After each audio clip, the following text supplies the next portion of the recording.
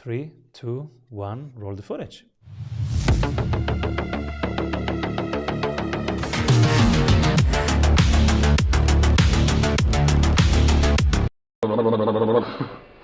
Welcome back, everybody. I'm Simon Severino, your host. And today we have author and podcaster who runs a media and IP licensing company. She loves helping people move from friction to flow through smarter systems, powered by delightfully tiny teams. Welcome, everybody. Jenny Blake. Yay. Thank you for having me. I love your podcast. I'm a listener of your podcast, Free Time. I just read the book and it's amazing. Free Time, people, wonderful book. Grab it right now. And we will dive into the book, but we will also dive into many more things. You are a systemizing ninja, super pro, and we love systems. And you have some systems that I was like, oh my God, I want to learn about this. The first one is the IP licensing system, but you have also delightful things like cards that give us permission, and you have also fully operations manuals, operations dashboards even. So this is a systems paradise, this episode. I'm so happy to have you here. And Jenny, what are you currently up to? I love the idea of a systems paradise because probably all of your listeners love geeking out on systems and operational efficiency. That's why we love you, Simon. And sometimes people will say, oh, I'm not good at systems. I'm not good at that. Let me zoom out for even just a moment. The meta principle that underlies the entire book and podcast is that free time is not, it's a verb, it's a muscle. It is a skill that we build. How do we get better and better at freeing our time, not just today, but far into the future? And systems are the way to do that. So I talk about, when people say that free time is a time management or a productivity book, they're not wrong. But at the same time, those terms to me, time management, it's like we're micromanaging and stuffing our time and trying to get more out of our time and get more done in less time. And it's still very constricted. And I want to picture time like a bird in a cage. I want us to open the door, let this bird fly free. So how can we set our time free through smarter systems? Because when you put a strong system into place, it's harder not to use it. And ideally, you don't have to touch it. Again, of course, you need to tweak things just like you would give a car a tune-up. But you mentioned IP licensing. That's an example of a product and a revenue stream that came out of me asking, how can I, Jenny, not be the bottleneck in my business running around giving keynotes? In particular, with my second book, Pivot, The Only Move That Matters Is Your Next One. There was a lot of demand from companies, but ultimately, if they want to scale that IP internally at a company like Google with over 100,000 employees, probably many more by now, how do we do that? And so at that time in my business, I got really clear that I want all of my revenue streams to be one to many, scalable, have a large impact, but still enable me to have a delightfully tiny team because I don't have any full-time employees. I say that I don't even work full-time. I'm not a great manager. I don't really want that overhead. So licensing was that perfect sweet spot of revenue, ease, and joy in my business. And I love this so much. Your productivity philosophy is really having a great life and having time for what matters. And that can change. That's why you want to have tiny, delightfully tiny teams and smart systems that take care of stuff. And many people listening right now, and including myself, they go, oh, how can we separate time from income?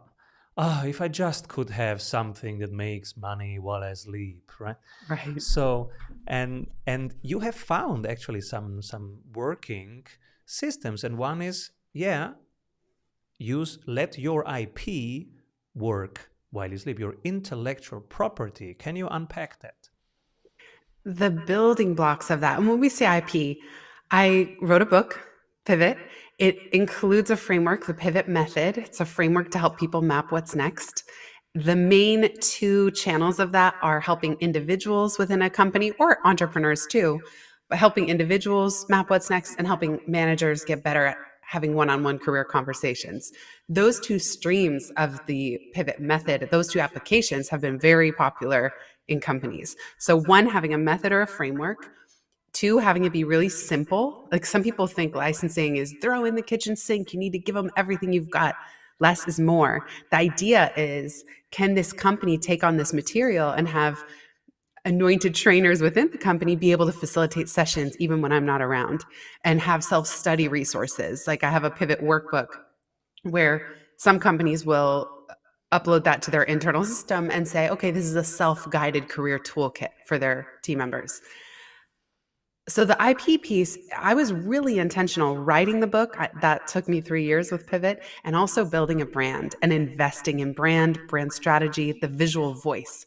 Because as Warren Buffett talks about building a moat, or maybe it was Charlie Munger who said it, one of those two, of the moat around your business. I think that brand and framework help build a moat to differentiate. Why is my career development framework any better than the other 100 that are out there? The more I build the brand, the more I champion the IP, yes, as the thought leader. But also on the website, it's very clear that this is not Jenny Blake's personal brand website. The Pivot website is pivotmethod.com, and you will not see me just dancing around in different outfits. I'm not that prominent on the website because I want to put the ideas first. And yes, I created them. And yes, I run the business, but I'm not necessarily the one delivering it all. So just like you, Simon, if people want one-on-one coaching, I don't do that any longer. I have a team of subcontractors who deliver the coaching. Everything is scalable. And in some ways, you're right. It is that dream of having passive income. So I'm always looking for, how do we, even with our coaching clients and our licensing clients, so whether it's a company, how do we get it on a recurring revenue basis? So the licensing is an annual recurring subscription. Even with our one-on-one clients, they're paying on a monthly retainer, good until canceled. So even the private community that I run, people are billed monthly. So that recurring revenue is another piece of designing the way that these programs work. I love it because it's both simple, but it also creates that steady cash flow that makes you relax, right? You're not in this Mm-hmm. intense building energy. You are in a very relaxed energy. You have something that Yep. works, makes people happy. You have your life and enough time for that. And I was even challenged while listening to your episode about the IP licensing. I was like, oh, hey, look at this. I could even simplify mine much more because my certification is Mm. 60 days and I actually Wow. supervise them every day. And then they Yes. become part of my team. And your licensing is one and done. Here it is. You find it, licensed to one corporation, and then they can use it, they can scale it. I'm happy. So even there is potential to simplify, even it can be even simpler. Definitely. And I really loved hearing about your certification process. I love how rigorous it is, especially when you're training one to many kind of external contractors and consultants who are representing you and your business and your brand. I understand why your process is so rigorous, because they're representing you. It's a little different. Like for me, I realized I actually didn't want to build a business where I was supporting 1,000 subcontractors who I've trained in the method. That was too intense for me, too many people. So if I license to companies, I only need 3, 4, 5 clients at any given time. So it's just less to manage. I can work with just, a couple points of contact, touch base throughout the year, but even licensing doesn't come with my time. Consulting or keynote speaking is separate to our licensing agreement. So even there, the temptation with licensing people, it's sometimes six-figure checks, and the temptation is, I better throw in 50 consulting hours and all these extra things. No, they're licensing the material. My time, Jenny time, is separate. And what the companies want is less is more, like I said. So when I do a train the trainer in a company, it's a day and a half. And they don't want any more than that. They can't take their managers away any longer than that. And that was very challenging for me, just like you. I was challenged by, oh my goodness, but this is my precious material. How can anyone possibly be equipped to teach Pivot after just a day and a half? And I had to slowly let go of that. One of the benefits of licensing and enabling, empowering other people to teach it, especially within a company, is that they're able to make the material their own for that company's culture in a way that I couldn't as an outsider. So they've pivoted many times internally. Any facilitator will bring all of their own stories to the forefront. And I realized it was less important that they memorize the intricacies of every single aspect of pivoting and the pivot method, and more important that they personalize it. They facilitate a process where I've handed them a facilitator guide and the slides. And anything else that happens is often for the best. It's like I realized only many years into this that it's hard for it to go wrong and to just trust the process. And it also enables people to teach in other languages. So it's just Mhm. the IP, the ideas themselves can spread so much farther That's the when next you do thing that license to you came companies. up with. You said, Yeah, "Oh yeah, sure, you want to translate it in another language? Sure, I give you right. the permission. All the work on Yeah. them."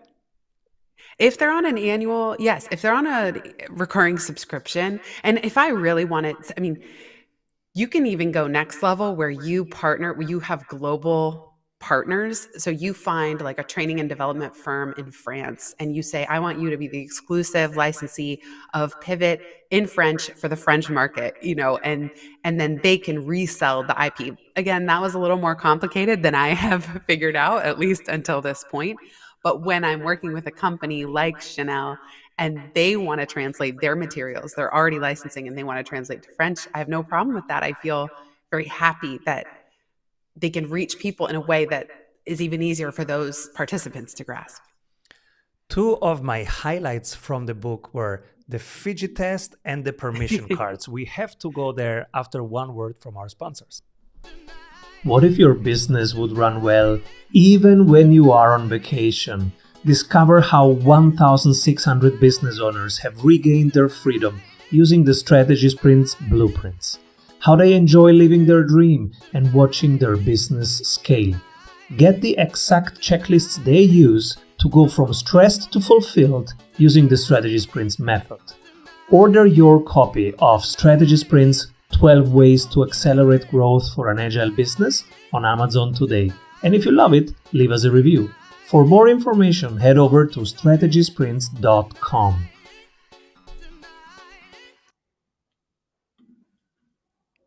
What's the Fiji test? The Fiji test is something that I've had for over a decade now, where in the very early days of my business, I mentioned being the bottleneck, and it was so stressful because if I got sick or I needed to take a step back, I needed a creative recharging, everything ground to a halt, including all revenue to the business because I was the one facilitating it all as a solopreneur service provider. And I also realized that if I brought on team members, what I didn't want was to have to repeat myself if they left. So there was one person that I worked with for 5 years in my business, and the two of us had a lot in our head. We tried to document along the way. But the Fiji test is, could anybody in the business, whether the owner, a VA, anybody, get whisked to Fiji with no devices, no ability to give notice for 3 weeks and go off the grid? Could we step in and do their role? So my team knows this was a thought exercise they had in their mind every day at all times was the Fiji test. Because what happens, then COVID hits, and let's say someone gets sick and they're out for 2 weeks. That's not the time to create documentation and to make it easy for us to step in and fill in for you. So the Fiji test means that as we work, we document every single thing so that at any time, if we were to get, because I didn't want to keep saying, what if I get hit by a bus? let me let me say that. The reason it's a Fiji vacation is that I didn't want to keep repeating the thought, what if I get hit by a bus over and over? It would have been thousands of times by now in a 12-year-old business. And so the Fiji test was just a positive spin on Much a better. surprise. We're whisked away. Can we step in and do your job? Can even a stranger to the business step in and know what to do? And this has come in handy many times when someone's surprisingly out sick or they want to take days off. It reduces stress for everybody involved because it's all already up to date and easy to find information. I like the reframing. And you might even say, what if one of our VAs buys an island and goes there for I 6 months? love Could I that. do it? Yes, I love that. Oh yeah, yeah. That's your new Fiji test is buying. Yours can be the buying an island test. Yes. The other thing is permission. so important that we give ourselves permission. And you have created a tool that can help us with that. Well, every chapter in Free Time, there's 27 total of principles, operating principles to run a high net freedom business. And we have to give a hat to, of course, to Tim Ferriss' 4 Hour Work Week. I loved how fun that book was, how he made business and these types of systems thinking fun. The reason that every chapter has a permission slip is I realize that for so many business owners, we don't need to do more. We actually need to do less and drop what I call in the book, sailing the sea of shiny shoulds. There are so many shoulds that create time clutter in our lives, in our calendar. Even one of my first episodes of the new year was talking about entropic bloat. And I talk about giving your business a haircut because the forces of entropy mean that things are descending into chaos unless otherwise acted upon. So, just like an old house, our business and the systems, just like a car, they're going to kind of slowly fall apart until we intervene. And the reason I call it entropic bloat is that our businesses just grow, we accumulate like people and process and programs. And it's more rare that we give it the haircut and stop things than it is we just keep piling on to what is. And then it gets bloated and bureaucratic and we get bored and burnt out and all the bad things. So the permission slips are that, hey, I actually, again, going back to the flipping time management on its head, I don't want you to manage more. I want you to do less. So every chapter is a permission to just drop something that might not be working anymore, but you're doing out of habit or a feeling that you should, or some relic of the status quo that's not necessary any longer. I love this. And people listening, this is so much more deeper than most things on productivity or systems. This is, you can innovate by letting go. Yes. Which is so powerful because there is an abundance in there. There is actually nothing missing and there is actually nothing to do. I love that. And the big spiritual traditions come from that place. And you have built this book with the permission slips with that abundance mindset. Is actually you don't have to do so much.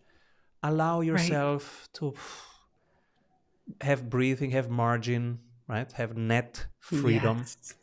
Yes. And margin and buffer is so important. And I find that sometimes when we're looking at our calendar, I call it calendar design because one of the first ways to free your time is be much more intentional with your calendar design. And it's almost like sometimes people hesitate to leave vast open space on their calendar. It's almost like, well, if there's space there, it's meant to be filled. Actually, no, we need to leave 2 times as much, 3 times as much margin and buffer than we think, because that's when the really deep work happens. And part of the permission slip is saying, what if the opposite were true? So, we have this fear. Well, if I do less, I'll earn less. What if the opposite were true? What if I do less in my business and I earn more? And I love the book Essentialism by Greg McKeown.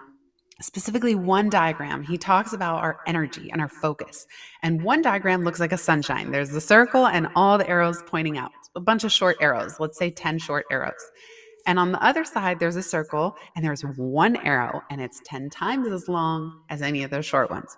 And I think about that all the time, that if I can just continue the practice of doing less and less and less, then the one thing I'm focused on can be so much better. Whether it's the podcast, the next book I'm writing, I would rather write a book than be on social media and have death by 1,000 cuts. So one of my permission slips to myself is I'm not active on social media, which some people think is ludicrous. How can you run a business without it? But I don't know. I'm still here, still standing. Absolutely so it powerful. can be done. And Elon Musk says the best part is just no parts or one part, because, as you say, everything breaks and becomes complicated. And I have found also that simplifying has made life so much easier, but also the business results better. So, for example, we have only one program. That's it. And a community around it. That's it. These are the 2 things. If I write a book, it's about the topic of the program. When I wake up in the morning and I say, oh, I don't feel like doing my yoga, and then I do it, and Right. then I'm proud that I still did it. Where do I post it? In my community. That's the I first place love I think that. about. And so my life is now so simple. The morning starts with sharing with the community what's going on. During the day, we serve people who are in the program. In the evening, we have a community event. It's such a simple life, but at the same Mm. time, quite impactful. I loved when you were talking about that on the Free Time podcast. It stood out so much of one of the biggest things that you do with other businesses when you work with them is get them to simplify as well. Stop doing the 10 things, figure out what's actually working, and really double down on that. And it's so cool to hear how your experience of having done that in your business has been so positive. I honestly could probably do more simplification, but I have all these legacy, pretty passive streams. And so, yeah, I think about this a lot. I just haven't had the courage to cut any of them off yet because they're humming along okay in the background. But I think it's a very interesting question. Someone else I spoke to said in her business, I only ever sell one thing. Mm. That's so powerful. Like to just eliminate old products, old courses, old services, old even former clients that don't fit that new thing. And it's like, what would it look like if you only sold one thing? It's just such a powerful inquiry. And that's in that sun with those arrows. That's all in Yes. there. It's such a beautiful Right. metaphor. The the other thing that I wanted to share, you run a beautiful community, the BFF community. Tell us about it. I've had this community now for almost 8 years, which is really incredible. We've shifted, we've changed names over the years. It's currently is BFF, so they're my business besties. And it's really a place for heart-based business owners who want to stay delightfully tiny with their team and their back-end infrastructure and operations, and yet still make a big impact with their ideas. So just like yours, it's where we come together, share resources, ask for recommendations. I do a monthly Q&A call. The next week we do what I call Brilliant Sparter Live, which is basically just rotating hot seats in breakouts so people get that time to meet each other, but also, in an hour and a half call, they get two challenges that they're facing, get input from other people.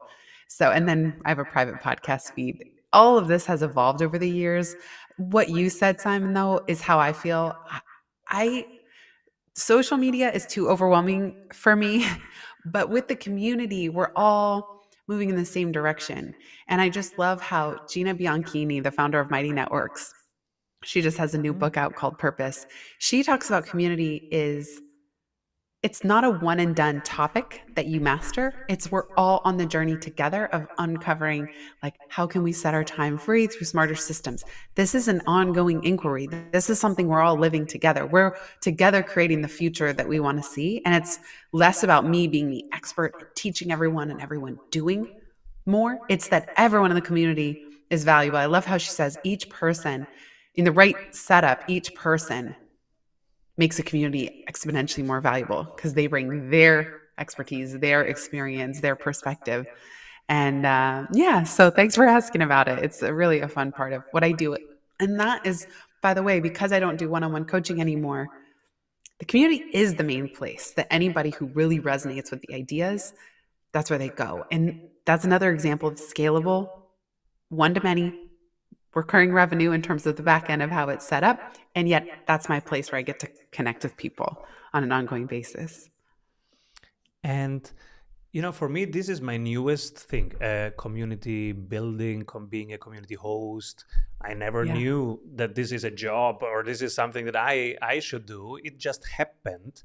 But Yeah. now it's changing me That's because so cool. because as you say, it's about the idea, and it becomes a vehicle for something that's bigger. And so Mm. when that atmosphere, that energy comes in, and then you start learning, so, oh wow, what is here? And every day there's new stuff coming in and happening, and it becomes like self-development because Yeah. the work as a host is to get out of the way and to become a vehicle for Yeah. whatever is in there, right, to grow. And it's different skills than building a business or building a brand. It's different That's true. That's techniques. so true. I know. And it is a balance of how to be present, and people are there partly for you, inspired by you and your ideas. But then I really like the advice. I took a community design masterclass with Gina Bianchini and Mighty Networks, even though sadly I'm on Circle. So that was kind of, I just Mighty Network ultimately decided to go with sucks. I'm Circle. sorry. I What's going on know. there? I know. I think it's they've been around for so long and they've got a lot of kind of legacy software, I think, in the back end in terms of complexity. But what I love is they said, if you're the community leader, don't be the first to answer on the posts. Like, because that just models, oh, that's me. I'm the expert. I know. And so that great tip of just don't be the first one to jump in and respond. Wait a couple days, let everybody else have a chance, and then you can chime in. How this is so important, and also this is exactly what I am learning. And Oh, also cool. the when you facilitate, right, find a way that other people rotate the hot potato, make sure that they ask Yeah. everybody for inclusion. Don't be the person that says now it's Peter, now it's Jana, now it's, Oh, that's smart. because That's otherwise really smart. you're going one step back. And so in all these Mm, micro moments, how you design the flow of the events, and exactly, and who posts first, in all right. these micro events, you are either carrying the spirit of the community, or you are putting yourself on top of it. A very different community. So let me ask you a question. Do you have live calls with your community where you are showing up in a leadership context? My question is, how do you how do you, Simon, think about giving the balance between being a strong facilitator, giving what's on your mind, what you're learning? Sometimes my fear, not fear, but when I open it up too much, I feel the flow. It's not as tight. It's kind of not sure that the session it sometimes can wander or things take too long. And so I don't know. I kind of wonder, but then I never want to be the person just talking at people for an hour either, of course. How do Yes. you juggle that? Wonderful, because this is the live lab. We are actually talking about what we are learning right now and building right now. Yeah. So I use a tool that visualizes the agenda now, and I Mhm. think if I have 1 hour event, and we have every 14 days an event in that group, if I have a 1 hour event, I think 3 hours about the flow. So it's a Amazing. 3-to-1 ratio. Um, and even being a very experienced facilitator, I always think about how can I make this even more, the geometry of it even better. So, Mm. for example, starting with icebreakers, then instead of whatever we would do before, then having some voting, Mm. from the voting about the topic, and then having the topic come out of that voting. Then first Cool. breakout rooms where they um, have a format like your brilliance format, and then they Mhm. come back and they present the other's question, not their question, but the question of the other person. Oh, cool. I So love that's that. that's the first 15 minutes. Then going I into love the that. main topic of the day, they're making sure that there is a mechanism for them to pass the baton. Mm. So I have to think first, okay, what's a model that's simple enough that they just see it in the chat, and they then Yeah. use it. So I have to simplify models. Then there's the core thing. Then I have to look at the energy. Is the energy high enough? Is it tight Mm. enough? Or do I need to Mm. intervene? Hopefully, I don't need to intervene. And then how to close it properly. And in the Mm. end, what's working very well for us right now, the last round is now one word or sentence Yes. that somebody else said that resonates with you. I love that. So I now do you're that too. again now you're again building community in the end. Yes. And so I'm finding these micro things, and this last bit and the beginning, they work very well. But every week I'm thinking about this actually. Yeah, I know, right? It's like always, I do too. And I love how much you prepare for those.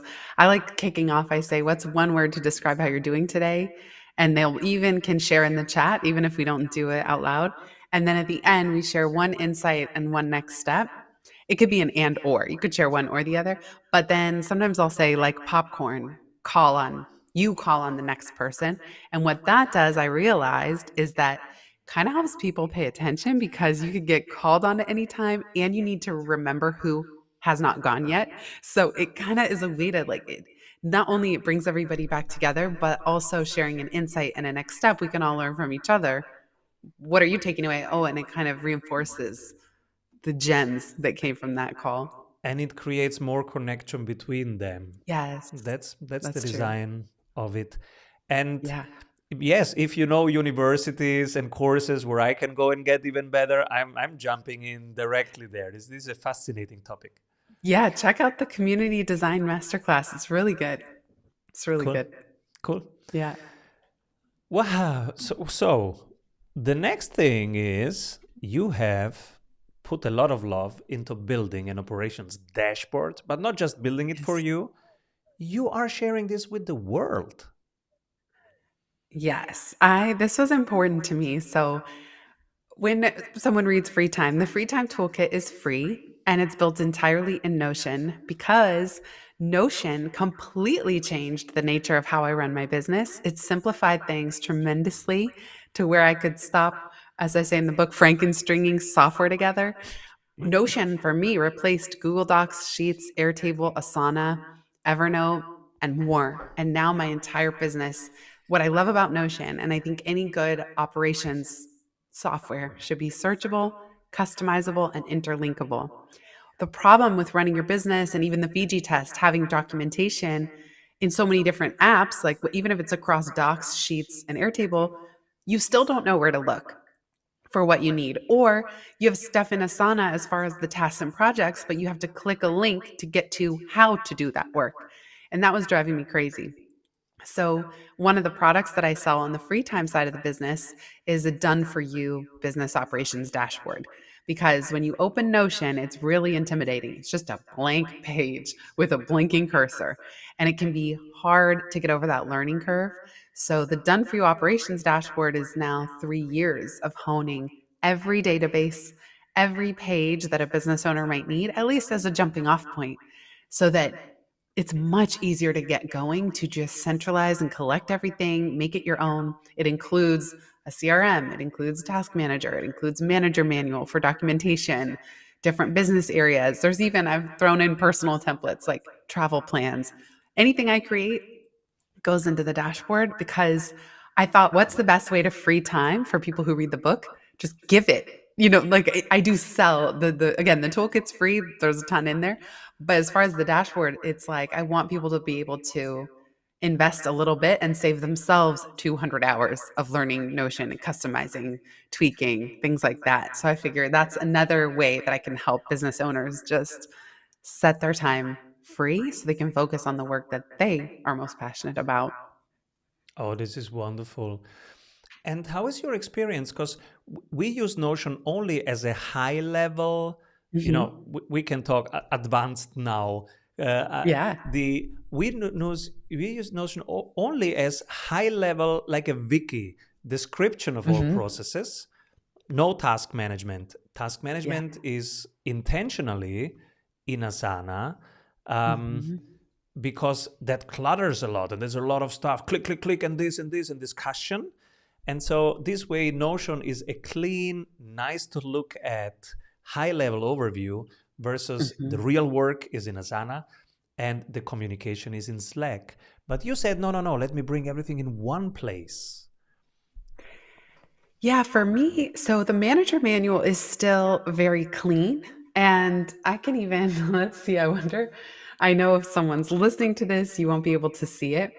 But Simon, if you want, I can just show for a Sure. second to give you a sense.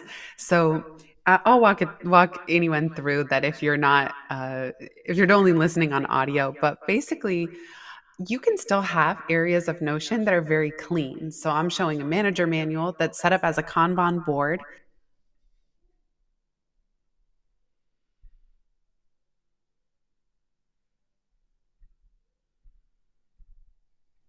And so if you click on any card, like our BFF community or the dashboard, it's exactly how to run that part of the business. And so, what I like in Notion is that you can still have areas that are very clean and easy to look at, but any page can talk to any other page. You can at link other pages, databases, people. And so when we're working, we're able to very easily at reply relevant pages. And so that's something I really appreciate. And then within a given page, you can comment and at reply. So it reduced the need to use Slack because we're able to just talk within any given task of what's going on. So if I'm facilitating an event, I have a lot of favorites.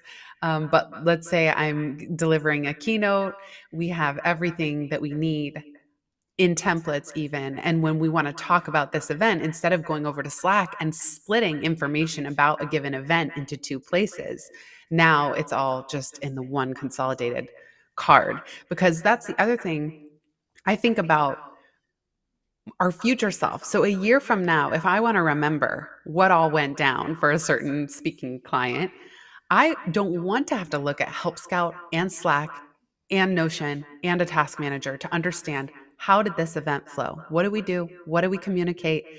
It's all in the Notion card. And we even started saving email correspondence with corporate clients in their card in Notion so that we could even go revisit the templates of how we negotiated something or how we worked out parameters. So again, so that the business gets smarter over time and that a year from now, we know exactly how to reference what went down rather than cobbling it together from four different softwares.